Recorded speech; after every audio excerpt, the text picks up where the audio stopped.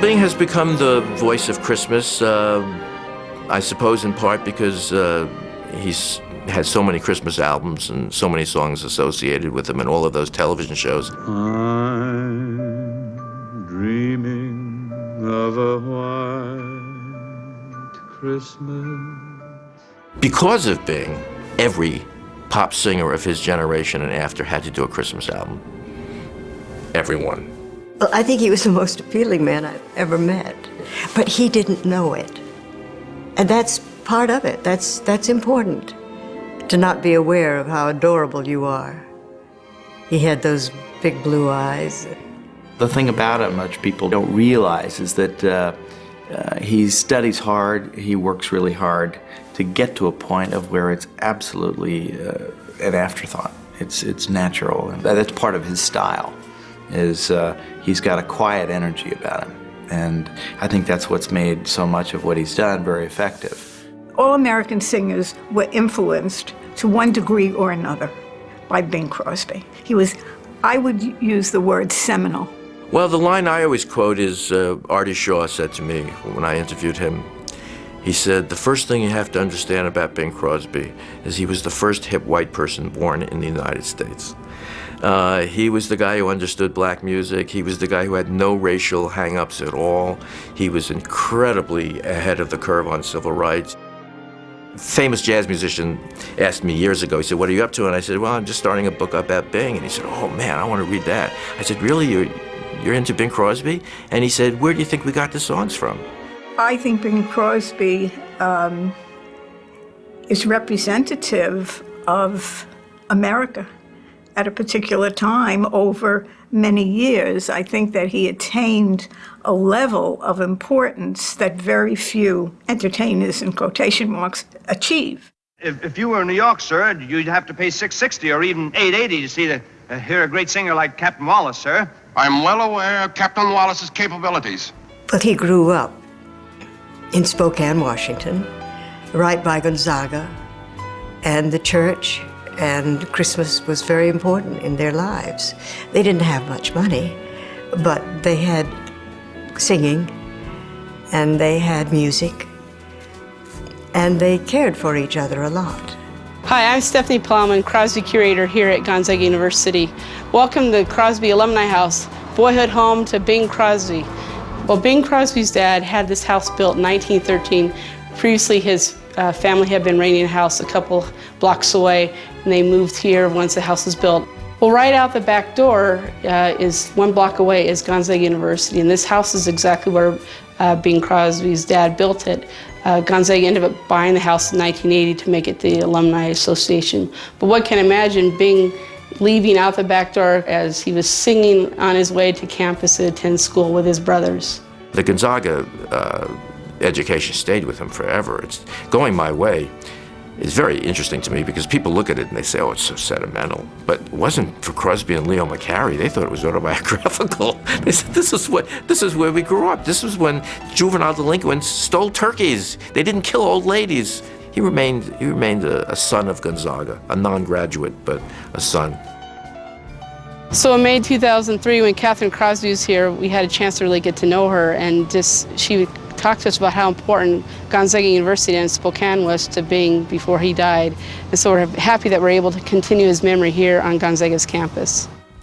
Crosby had an ability to sort of reflect the period as American history changed over some 30 years. No other singer had the impact or reflected the feeling of hope and confidence and optimism that he did. He could sing anything, which was unusual. But I think after his late 20s, his early 30s, he realized that he had a tiger by the tail.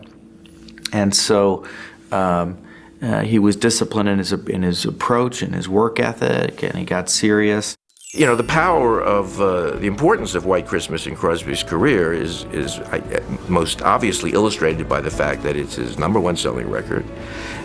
It's the lead song in 2 of his most important movies. It animates his radio show forever, every year. It becomes something that the whole country waits for. And then the same thing happens when he switches the show to television. Where the treetops glisten and children listen to hear sleigh bells in the snow. Bing became extremely involved with the war and was extremely moved by the whole idea of the citizen army, as I think most Americans were. Going through his correspondence from that period, it is amazing how many letters, I would say in the thousands, not the hundreds, came from widows, mothers, sisters, servicemen killed, who wrote him saying, you know, how much he loved you, and the last thing we talked about, or he wrote a letter, or how grateful they were for the recordings you sent.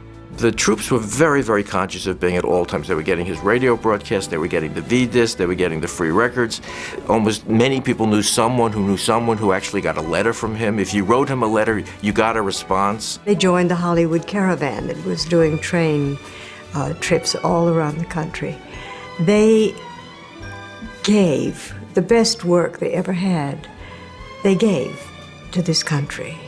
He raised millions of dollars in bonds, and he was really willing to do anything toward that purpose. He made any number of short films, did all these charity bouts. And I want you to know something, Davis. Anytime I can do anything for you, anytime, any place, you just pick up a phone, huh? Thank you, sir. Bing did V-discs for the first time in response to General Douglas MacArthur, who said, please sing for our boys, they're trapped in Corregidor. And he did. And he said, if I never do anything else, I'll always take pleasure and satisfaction in knowing that I helped some of our troops relax for a few moments. He was so modest, that's all he ever said. White Christmas was requested everywhere he went, and by everyone he sang to. He had a hard time in the hospitals. He really was very tender-hearted. But he always did it for them. And they always cried. In some respect, Bing Crosby became sort of, maybe only after FDR, this symbolic American. I think that White Christmas was the summation of Bing Crosby up to that point. If you look at the film, it is very hard to look at it without looking at Crosby. It doesn't matter that Danny Kaye was a marvelous performer. Rosemary Clooney was wonderful. Vera Ellen. Crosby dominates the film. Well, meeting Bing was, everybody wants to know how I met him. How did you meet this man? He was royalty. I mean, he was the biggest thing in Hollywood. I had just signed a 7-year contract with Paramount Pictures. My mother and I flew out on a Sunday, and on Monday I was taken to Paramount Pictures, and Wednesday I tested with Bill Holden, and by Friday I'd signed this 7-year contract.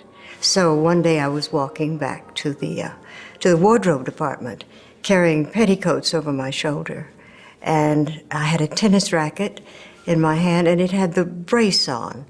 And then I heard this voice saying, "Howdy, Tex, what's your hurry?"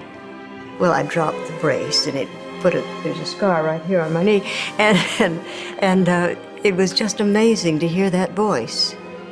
He was kind of hypnotic. You would hear the voice, and you just stop. And you'll fall asleep, counting your blessings.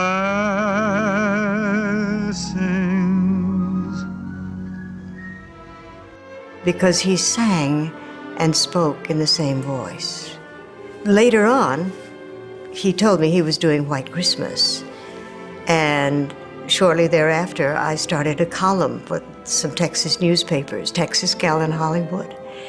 And they said, who do you want to interview? And I said, well, Bing Crosby would be very nice. And so I went over there looking all dressed up. And there he was in his military garb, and he absolutely mesmerized me and everybody else that was around. He was lovely. Wow, hello. What's doing? I couldn't sleep. Oh, you're a little young for that route, aren't you? I think Bing Crosby's connection to Christmas derives from two things, two aspects. One is White Christmas. easily the song. It is played constantly throughout that season. But the other thing, I think, was the Christmas show at the time. He had a show every year at Christmas time, and you saw the family growing up, and you saw something behind the song. And that was that this really meant something to him. And it was something that drew the family together, and I think it drew people together. And it's really only in recent years that you kind of look back and you see that it's all the same person, and also how important those Christmas songs were, because we forget, but we were at war again. It wasn't the same kind of war, but we were in Vietnam, and a lot of those people at home got a lot of the same kind of feeling of security and togetherness from watching Crosby and his wife and his children coming out and sort of bringing the country together again in, again, what was primarily a secular celebration of Christmas. It was an annual event for us to be in a Christmas show, and it was so much part of our education. I was just going to Los Angeles to watch my dad rehearse the Hollywood Palace. It was a live show. It was directed by a guy named Bill Harback. As my father was rehearsing, Bill came over and said, do you sing at all? Kind of jokingly. And I sang this little ditty, which they said, all right, he's on. And that was it. And that was the seed, the embryo of the Christmas shows as was remembered. So the next year, the whole family came down. And then it was an annual event. And at the end of every one of the Christmas shows, of course, White Christmas was sung, and Dad would do the first verse, and then the whole family would come out and sing along the Christmas, finish the tune. I think Crosby has never been given the credit that he truly deserves for expressing in that song that feeling that we want to be one, one group, one whole, one community, one nation, one society, one culture, one world. He had total integrity. He was always ready. He was always early. He had great respect for the workmen, the prop men, the grips, the light men, all of those people that work so hard, and very few people appreciate them. Well, he did. He changed everything. Sinatra was influenced by him. Presley, my God, Presley covered him something like 35 times. A lot of the early rock singers, they grew up listening to him. The Beatles, Please, Please Please Me is their play on Crosby's old 1932 record, Please. And they say that, I've been told by a number of people that John Lennon had a jukebox at the Dakota, which only had Crosby records on it.